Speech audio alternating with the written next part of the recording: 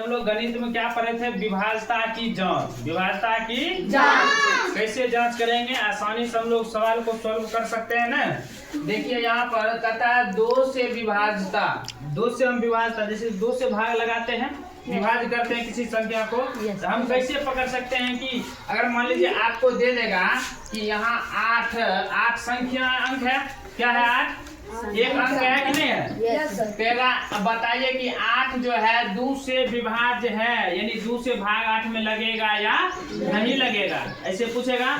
अब इसको हम क्या करेंगे? 2 से भाग देंगे 8 में, तब न जांचेंगे। अगर हम इस नियम को पढ़ लेते हैं तो हम आसानी से क्या करेंगे? आराम से बना देंगे, एक बार में सटीक जवाब दे सकते हैं, हाँ भाग लगेगा या नहीं लगेगा ना। इसलिए हम इस जांच को, विभाज्यता की जांच को, नियम को पढ़ते हैं। देखिए यहाँ पर कहता है 2 से विभाज्यता की जांच। 2 से विभाज्यता कहता है जिस संख्या का अंतिम अंक, मतलब इकाई अंक ना, मान लीजिए इकाई अंक आप इधर से लीजिए, कोई संख्या लीजिए, जैसे यहाँ पर लिख दिए 15, 46, कुछ भी संख्या हम दिए हैं, समझने के लिए दिए हैं। अब इधर से क्या कहता है? अंतिम अंक। अंतिम इधर से यही ना हुआ? यस ना। तो अंतिम यानी कि इधर से हम लोग जब पढ़ते हैं इकाई, दहाई, सैकड़ा पढ़ते हैं, तो यानी अंतिम अंक बोलिए चाहे इकाई अंक बोलिए ना, अंतिम अंक बोलिए चाहे इकाई अंक बोलिए, जिस संख्या का अंतिम अंक या इकाई अंक 0, 2, 4, 6, 8, 10 इस तरह से रहेगा ना, इसका मतलब है कि वह संख्या 2 से क्या होगा? विभाज्य होगा ना। इसका मतलब क्या है? वो संख्या 2 से विभाज्य होगा। इसमें कोई दिक्कत? 2 से विभाज्य वाला में समझने में कोई दिक्कत हुआ? नहीं हुआ। इस तरह के, जैसे मान लीजिए यहाँ पर क्या है, जैसे भी दे दिए 10 के 0 है अंतिम में, यहाँ पर 24 है, 24 के लास्ट में 4 है, 38 है, यहाँ 8 है, 128 है, यहाँ 8 है। यानी कि जिस संख्या के अंतिम अंक जो है से 2 से विभाज्य हो रहा है, या इस तरह का अंक है 2, 4, 6, 8 है, इसका मतलब है कि वो संख्या 2 से विभाज्य।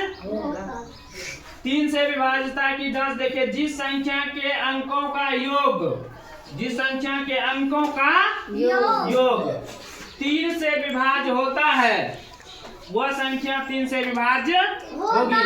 जैसे मान लीजिए आपको उदाहरण हम दिए हुए हैं कि 17 है, अगर ये संख्या है, क्या है ये संख्या? अगर इस संख्या को हम योग करते हैं तो 1 + 7 बराबर कितना होता है? 8 में कभी 3 से भाग पूरा लगेगा? नहीं लगेगा, इसलिए वो 3 से विभाज्य नहीं होगा। अगर इसी जगह मान लीजिए हम उदाहरण में ये भी दिए हैं 87, क्या दिए हैं? 87। अगर इस दोनों अंक को योग करेंगे, 8 जोड़ 7 करेंगे, 15, कितना होगा? 15। अब 15 में देखो 3 से पूरा भाग लगेगा कि नहीं लगेगा? 15 में भाग लग जाएगा। तो इस तरह से हम दोनों संख्या का योग को जोड़ करके देख लेंगे, अगर 3 से भाग लगने वाला है तो वो संख्या भी 3 से विभाज्य हो जाएगा। समझ गए ना? चलिए ठीक है, अगला पर हम चलते हैं 4 से विभाज्यता की जांच पर ना। अब यहाँ पर क्या है? 4 से विभाज्यता क्या है? 4 से विभाज्यता पता है जिस संख्या के अंतिम 2 अंकों, यानी इकाई और दहाई ना, जैसे हम समझाए इकाई और दहाई, 2 अंकों से बनी संख्या 4 से विभाज्य होती है, तो वैसी संख्या 4 से विभाज्य होगी। जैसे मान लीजिए यहाँ 12 26 है ना। अब इकाई है और दहाई है, अगर इकाई दहाई में 4 से भाग लगता है ना, यही बात है। Yes sir. इसका मतलब है कि वही बात कर, 4 से विभाज्य, अगर ये दो संख्या लास्ट वाला ना, इकाई और दहाई में भाग लग जाता है, जैसे 1532 लीजिए ना, इकाई दहाई अगर मान लीजिए है ना, अगर 2 संख्या में मतलब मिलाकर के जो है अगर 4 से विभाज्य हो जाता है ये संख्या ना, इसका मतलब है कि इस तरह की संख्या किससे विभाज्य होगा? 4 से विभाज्य होगा, नहीं होगा?